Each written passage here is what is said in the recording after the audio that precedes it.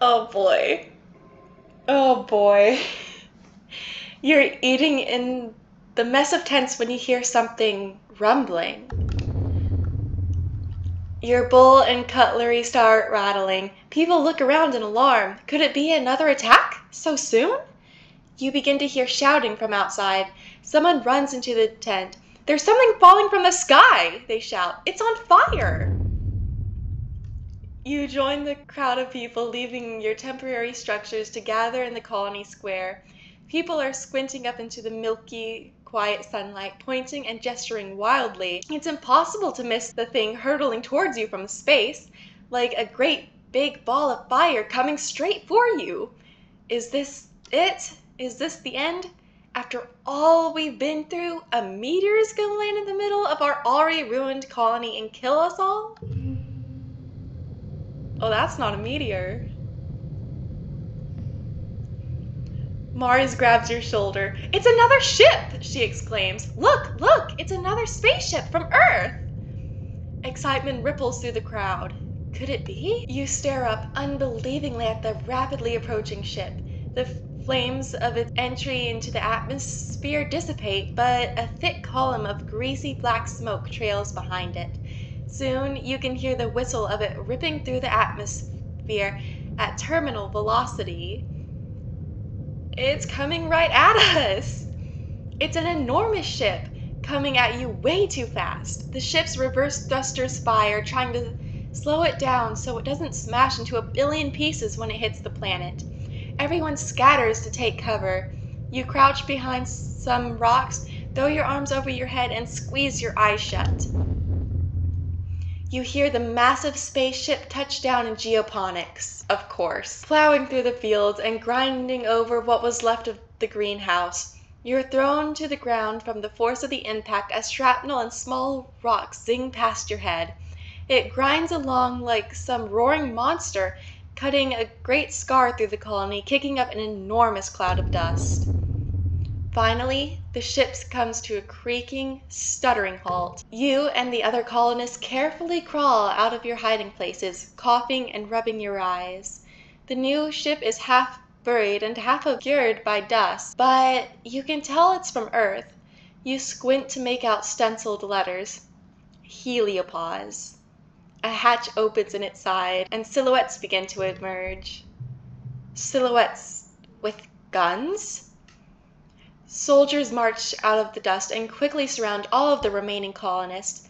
More soldiers form two parallel lines from the ship to the square, their guns in parade rest, and a lone figure strides down to the center towards you. Greetings, fugitives of Earth, the man says, spreading his hands wide. A dismayed murmur ripples through the crowd.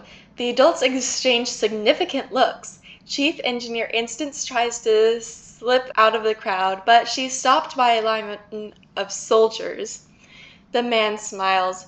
He has a broad, easygoing smile that doesn't match the threatening aura of the soldiers, nor the smoking ruins of the ship behind him. I am Commander Loom, he says proudly. As captain of the Heliopause, I have come to render aid and bring you all to justice. What? Seek steps forward out of the crowd. You're not the commander of the Heliopause, they say firmly. Governor Udicott was expecting Commander Morikawa. Everyone is surprised. Udicott had been in communication with this ship? For how long? I am captain of the Heliopause, Loom repeats stubbornly, then adds, according to the chain of command, we sustained significant loss of personnel when we went through the wormhole. You can't help but notice many of the soldiers exchange looks this time. You wonder how many people had to die before Loom became commander. As the commanding officer, Loom continues, I declare this colony to be under our protection. As such, you are all now subject to the laws of Earth. Seek bows. Now, they stammer. There's no need for dramatics. We're a diminished colony, as you see. Governor Udicott died in the most recent attack, and Fluorescent passed away a few months ago. You see, we're quite leaderless. Wait, My mom? What would these Earth cops have wanted from my mom? You note if Engineer Instance is being held with her arms behind her back. She glowers at Loom with unbridled hatred. Loom turns to the assembled colonists. Well, why don't we fix that, he declares. Say hello to your new governor. You hear a few gasps of shock and outrage as Loom raises his hands placatingly. Let's not pretend you don't need our help, he says, and we could simply arrest you instead, but there's no need to demoralize your little colony further. Arrest us?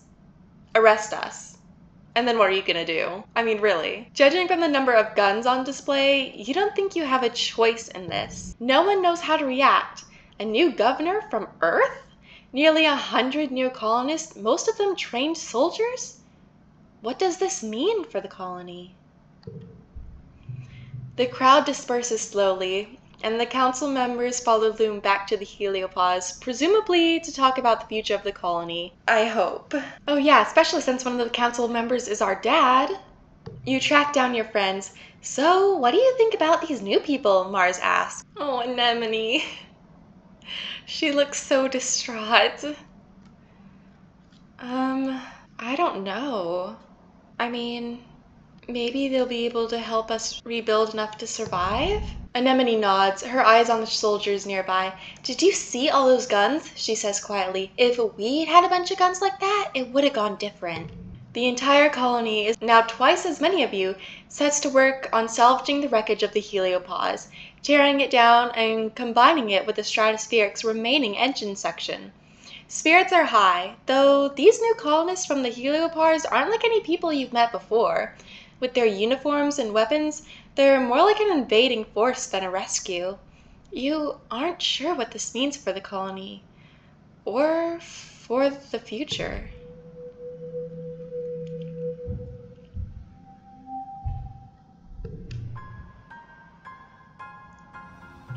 As the dust settles, you rebuild your colony around the new ship, the heliopause. The new arrivals, soldiers mainly, are aloof at first. Many see you as fugitives. Together, you build new walls, living quarters, greenhouses, and massive bunkered garrison. The Strato's engineering wing is the only reminder of your own old colony. The heliopause brought enough rations for another 5 years, as well as a rich seed bank and working hydroponics. Finally, an end to the slow starvation you felt for years. They also have more guns and explosives than you've ever seen in your life. Even the ship has guns.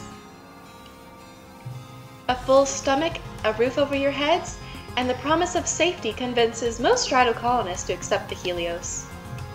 In turn, the Helios decide that you criminals pose little threat. A grudging peace is brokered between the two groups.